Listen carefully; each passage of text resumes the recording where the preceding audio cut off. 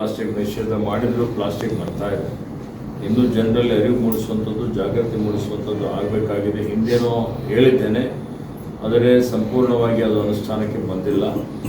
ಅದಕ್ಕೆ ಭಾಳ ಅಸಮಾಧಾನ ಇದೆ. ಹೀಗಾಗಿ ಈ 4 ಕಡೆ ಕುಕ್ಕೆ ಸುಬ್ರಹ್ಮಣ್ಯಂ ದೇವಾಲಯಕ್ಕೆ ಬರುವಂಥ ಭಕ್ತಾದಿಗಳೇನಿದ್ದಾರೆ ಅವರಿಗೆ ಅರಿವು ಮೂಡಿಸುವಂಥದ್ದು ಮಾಡಬೇಕು.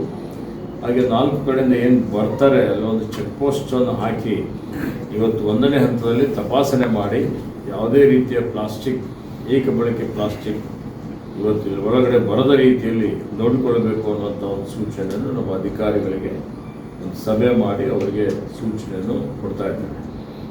ಹೀಗಾಗಿ ಭಾಗದಲ್ಲಿ ಅರಣ್ಯ ಇಲಾಖೆಗೆ ಸಂಬಂಧಪಟ್ಟಂಥ ಅನೇಕ ವಿಚಾರಗಳಿದ್ದಾವೆ. ಇವತ್ತಿಲ್ಲಿ ಕೆಲವೊಂದು ಬಡವರಿಗೆ ಗ್ರ್ಯಾಂಟ್ ಕೊಟ್ಟಿದ್ದಿದೆ, ಮಾಡಿದ್ದಾರೆ. ಮಾನ್ಯ ಮುಖ್ಯಮಂತ್ರಿಗಳಾದಂಥ ಸಿದ್ದರಾಮಯ್ಯನವರು, ಮಾನ್ಯ ಉಪಮುಖ್ಯಮಂತ್ರಿಗಳಾದಂಥ ಡಿ ಕೆ ಶಿವಕುಮಾರ್, ಈ ಭಾಗದ ಎಲ್ಲ ಜನ ಪಕ್ಷಾತೀತವಾಗಿ ನಾನು ಎಲ್ಲ ಶಾಸಕರನ್ನು ಸಭೆಯನ್ನು ಕರೆದಿದ್ದೇನೆ. ಪಕ್ಷಾತೀತವಾಗಿ ಅವರು ಭಾರತೀಯ ಜನತಾ ಪಕ್ಷದವರು ಇರ್ಬೋದು, JDSನವರು ಇರ್ಬೋದು, ಕಾಂಗ್ರೆಸ್ನವರು ಇರ್ಬೋದು, ಎಲ್ಲರೂ ಸೇರಿ ಒಮ್ಮತದಿಂದ ಕಸ್ತೂರಿ ರಂಗನ್ ವರದಿ ಜಾರಿಗೆ ಬಂದರೆ ಇವತ್ತು ಇಲ್ಲಿನ ಸ್ಥಳೀಯ ಜನರಿಗೆ ಕಷ್ಟ ಆಗ್ತದೆ. ನಾವು ಈಗಾಗಲೇ ಅರಣ್ಯ ಸಂರಕ್ಷಣೆ ಮಾಡ್ತಾ ಇದ್ದೀವಿ.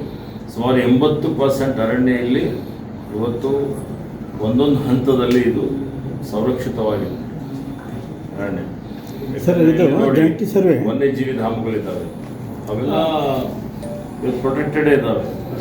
ಹೀಗಾಗಿ ಮತ್ತೆ ಎಲ್ಲ ಗ್ರಾಮಗಳ ಸುತ್ತಮುತ್ತ ಎಲ್ಲ ಮಾಡಿಬಿಟ್ರೆ ತೊಂದರೆ ಆಗ್ತದೆ ಅನ್ನುವಂಥದ್ದು ಸಾರ್ವಜನಿಕರ ಮತ್ತು ಈ ಭಾಗದ ಜನರ ಒಂದು ಅಭಿಪ್ರಾಯವಾಗಿದೆ.